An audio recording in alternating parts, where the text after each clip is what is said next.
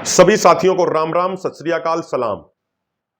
हमारे देश का एक प्रदेश पिछले 50 दिनों से जल रहा है।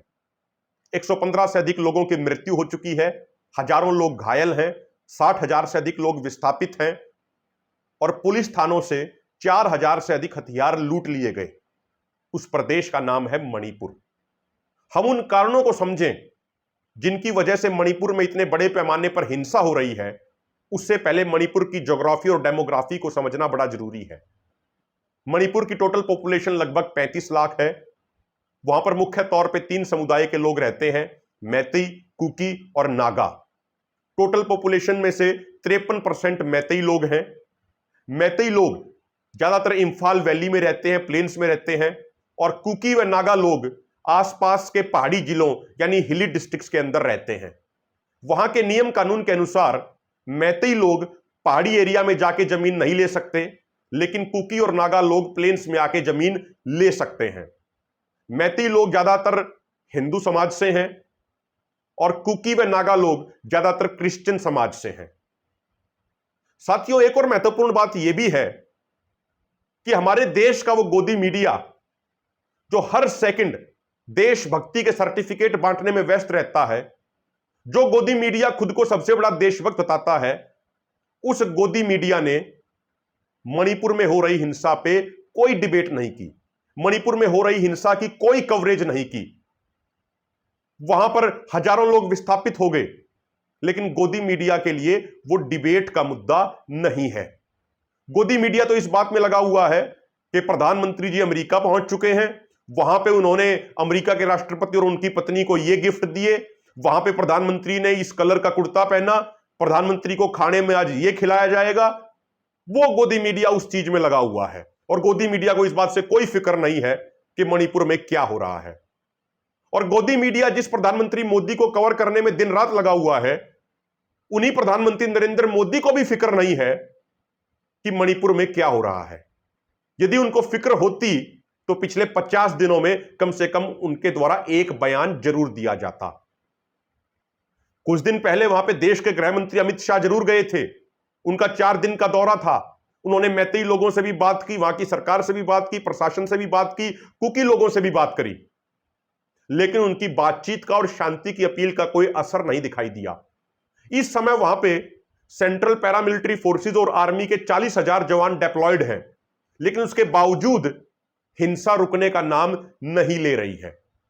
जब गृह मंत्री अमित शाह मणिपुर के दौरे पे गए थे तो उन्होंने उन्हीं की पार्टी के नॉर्थ ईस्ट के एक बड़े नेता और असम के सीएम हेमंत बिस्व शर्मा की ड्यूटी लगाई थी कि वो मणिपुर में शांति स्थापित करने के लिए इनिशिएटिव लें। लेकिन हेमंत बिस्व शर्मा को मैतेई समुदाय के लोगों ने भी नकार दिया और कुकी समुदाय के लोगों ने भी नकार दिया। मणिपुर में भारतीय जनता पार्टी की सरकार है, एनपीपी के सहयोग से उनकी सरकार चल रही है। वहां पे उन्हीं की पार्टी के मणिपुर के एमएलए कई दिनों तक दिल्ली में आके डटे रहे प्रधानमंत्री, गृह मंत्री और अन्य शीर्ष नेताओं से मिलने के लिए, लेकिन अपनी ही पार्टी के एमएलए को टाइम नहीं दिया गया। और अब आखिर में जाके 2 दिन पहले मणिपुर के बीजेपी के एमएलए के एक डेलीगेशन ने रक्षा मंत्री राजनाथ सिंह और वित्त मंत्री निर्मला सीतारमण से मुलाकात करी। जो बीजेपी पार्टी के ही एमएलए हैं और मणिपुर से बिलोंग करते हैं, वो सीधे तौर पे ये कह चुके हैं कि वहां के मुख्यमंत्री एन बीरेन सिंह पूरे तरीके से फेल हो चुके हैं, उनका प्रशासन और वहां के सामाजिक सिस्टम के ऊपर कोई कंट्रोल नहीं रहा है और अब सेंटर को डायरेक्ट इंटरफेयर करना चाहिए वहां पे शांति स्थापित करने के लिए और हिंसा को रोकने के लिए। साथियों, 2 बड़े कारण बताए जाते हैं जिनकी वजह से मणिपुर में हिंसा हो रही है। बहुत लंबे समय से मैती समुदाय के लोगों की एक मांग रही है कि उनको भी जनजातीय समूह यानी शेड्यूल्ड ट्राइब्स का दर्जा दिया जाए। 19 अप्रैल को मणिपुर हाईकोर्ट की एक ऑब्जर्वेशन आती है। ध्यान देने योग्य बात यह है कि मणिपुर हाईकोर्ट का फैसला नहीं था, मणिपुर हाईकोर्ट ने एक ऑब्जर्वेशन दी कि मणिपुर की सरकार इस दिशा में सोचे कि क्या मैती समुदाय के लोगों को एसटी का दर्जा, शेड्यूल्ड ट्राइब्स का दर्जा दिया जा सकता है। सिर्फ इस बात के विरोध में 3 मई को ऑल ट्राइबल स्टूडेंट यूनियन द्वारा एक कॉल दी जाती है और ज्यादातर कुकी समुदाय के लोग बड़ी संख्या में इकट्ठे होते हैं। एक मार्च निकाला जाता है और उसी के बाद वहां पे हिंसा शुरू हो जाती है और वो हिंसा धीरे धीरे करके पूरे मणिपुर में फैल जाती है। कुकी समुदाय के लोगों का कहना है कि मैतेई समुदाय के लोग वैसे ही बहुत पावरफुल हैं, पॉलिटिक्स में भी उनका ज्यादा हस्तक्षेप है, पढ़ाई में भी वो ज्यादा आगे हैं, सामाजिक तौर पे आर्थिक तौर पे भी वो उनसे ज्यादा आगे हैं।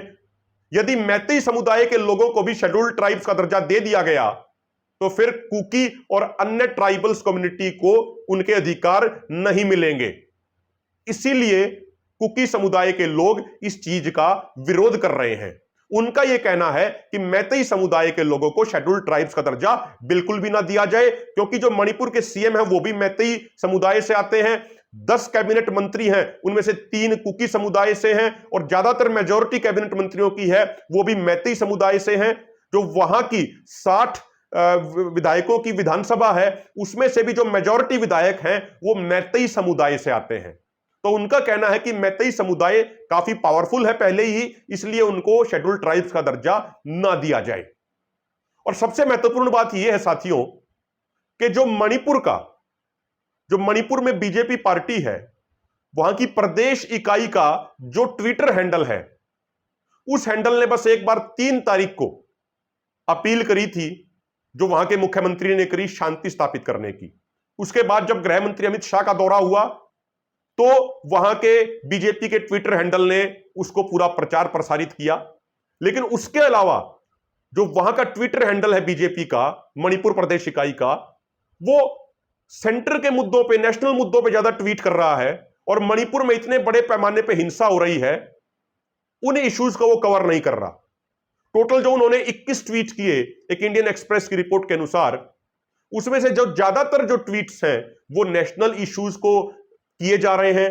जो बीजेपी का सेंट्रल जो उनका ट्विटर अकाउंट है उनके ट्वीट्स को रिट्वीट करने में किया जा रहा है और मात्र 12 जो ट्वीट हैं वो मणिपुर के स्थानीय हालात से जुड़े हुए हैं और उनमें से भी ज्यादातर जब अमित शाह के दौरे से जुड़े हुए हैं। तो इससे यह बात समझ में आ जाती है कि बीजेपी पार्टी कितनी गंभीर है वहां पे शांति स्थापित करने के लिए। तो सबसे जो बड़ा कारण है वो मणिपुर हाईकोर्ट ने जो एक ऑब्जर्वेशन दी उसके बाद से ये हिंसा भड़क गई। लेकिन एक्सपर्ट्स का यह कहना है कि मात्र यह एक कारण नहीं हो सकता, यह आपसी द्वेष की भावना पहले से ही धधक रही थी। वहां के एक्सपर्ट्स का कहना है, Indian council of social science ने एक रिसर्च करी और उसके अनुसार 2017 में एन बीरेन सिंह ने ड्रग्स के ऊपर काफी बड़ा अभियान शुरू किया था। एन बीरेन सिंह की लीडरशिप में एक अभियान शुरू किया गया जिसके तहत उन्होंने यह प्रण लिया था कि वो मणिपुर से ड्रग्स के ट्रेड को पूरे तरीके से खत्म कर देंगे। आपको इस मुद्दे को समझने से पहले, इस पॉइंट को समझने से पहले यह भी जानना होगा कि मणिपुर की जो सीमा है वो म्यांमार से टच होती है। आज से लगभग 20 साल पहले एक गोल्डन ट्राइंगल था जिसमें 3 देश आते थे, लाओस, कंबोडिया और थाईलैंड, जहां पे ड्रग्स का एपिसेंटर होता था।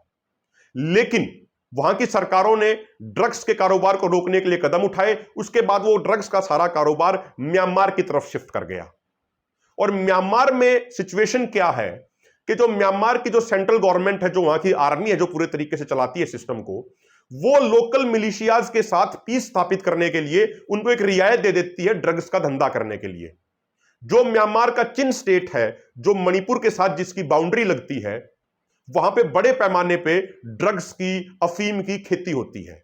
और कुछ रिपोर्ट्स का तो यह भी कहना है कि म्यांमार अफीम पैदा करने के मामले में दूसरा सबसे बड़ा केंद्र है पूरी दुनिया का। यूनाइटेड नेशंस ने एक रिपोर्ट छापी, यूनाइटेड नेशन की एक संस्था है ड्रग्स और क्राइम के ऊपर। उनका यह कहना है कि चिन स्टेट में जो बॉर्डर है म्यांमार का और भारत का, जहां पे एक तरफ म्यांमार की तरफ से चिन स्टेट है और भारत की तरफ से मणिपुर स्टेट है, वहां पे बड़े पैमाने पर म्यांमार की तरफ अफीम की खेती की जाती है। यह बात यूनाइटेड नेशन ने भी अपनी रिपोर्ट में कही है। मणिपुर की जो सरकार है उसकी कैबिनेट ने एक सब कमेटी बनाई और उन्होंने एक रिसर्च वर्क दिया उस सब कमेटी को कि यह पता लगाया जाए कि मणिपुर में इलीगल इमिग्रेंट्स कितने हैं।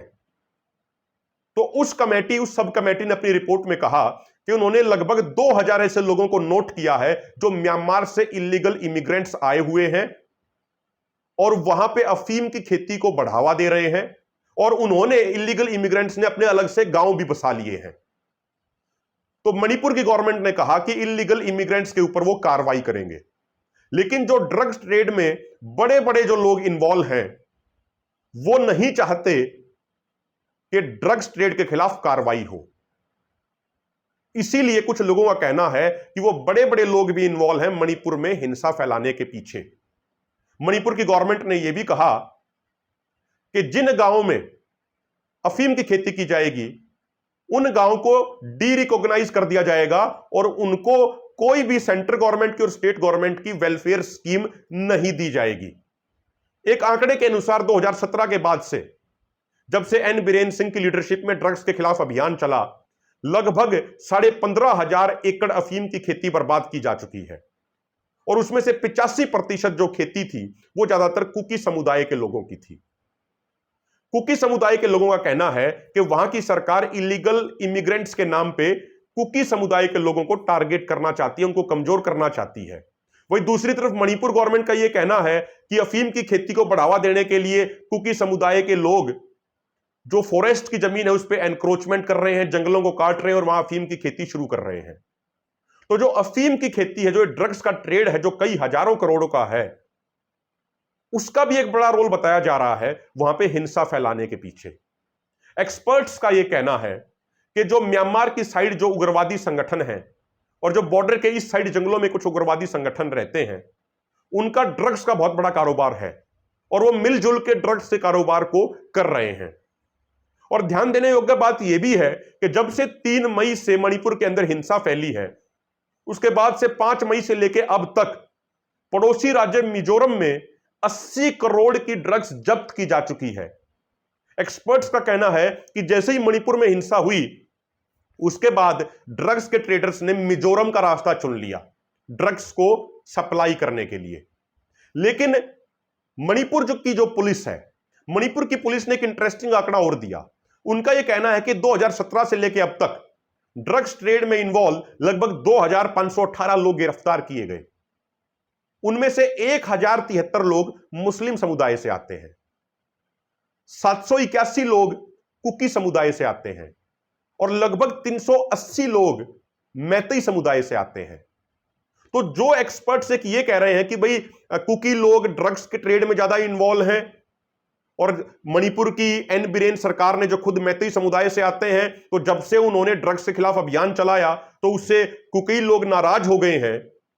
तो यह आंकड़ा भी पूरे तरीके से ठीक नहीं है, क्योंकि मणिपुर की पुलिस तो यह कह रही है कि ड्रग्स के ट्रेड में मुस्लिम भी इन्वॉल्व हैं, मैतेई समुदाय से इन्वॉल्व हैं, कुकी लोग भी इन्वॉल्व हैं, कुकी क्रिश्चियन से ज्यादातर, मैतेई समाज से ज्यादातर लोग हिंदू हैं।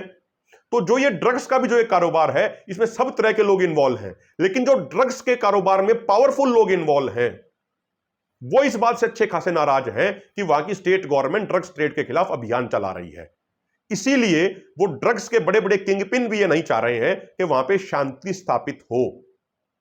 तो साथियों, आज हमने आपको विस्तार से बताया है कि किस तरीके से मणिपुर में पिछले 50 दिनों से लगातार हिंसा फैल रही है, किस तरीके से 115 से अधिक लोग मर गए, लेकिन उसके बावजूद डबल इंजन की जो सरकार है, सेंटर में भी बीजेपी है, मणिपुर स्टेट में भी बीजेपी है, वो कुंभकर्णी रूपी नींद सोई हुई है। जो उनको कदम उठाने चाहिए थे वो कदम उतनी जल्दी उन्होंने नहीं उठाए। वो शायद ये भूल गए कि उन्हीं की पार्टी के एक पूर्व नेता और स्वर्गीय प्रधानमंत्री अटल बिहारी वाजपेयी जी के समय जब एक बार मणिपुर में हालात बिगड़े थे तो उन्होंने तुरंत ऑल पार्टी सर्वदलीय बैठक बुलाई थी और सभी पार्टियों से चर्चा करके रणनीति बनाई थी मणिपुर में शांति स्थापित करने की। 3 मई को मणिपुर में हिंसा फैलती है, लेकिन अब जाके भारतीय जनता पार्टी की डबल इंजन की सरकार नींद से जाग रही है और 24 तारीख को ऑल पार्टी मीटिंग बुलाई गई है। लेकिन उसमें भी एक इंटरेस्टिंग और सबसे महत्वपूर्ण बात यह है कि 24 तारीख को प्रधानमंत्री देश में नहीं होंगे, प्रधानमंत्री अपने विदेश दौरे पे उस समय होंगे, तो प्रधानमंत्री ऑल पार्टी सर्वदलीय मीटिंग में शामिल नहीं हो पाएंगे। तो यह भी एक सवाल है कि वो ऑल पार्टी मीटिंग कितनी गंभीर होगी, कितनी सीरियस होगी। तो आज हमने आपको बताया मणिपुर के हालात के बारे में। अगर आपको वीडियो अच्छी लगे तो वीडियो को शेयर जरूर करना, चैनल को सब्सक्राइब जरूर करना। बहुत बहुत धन्यवाद।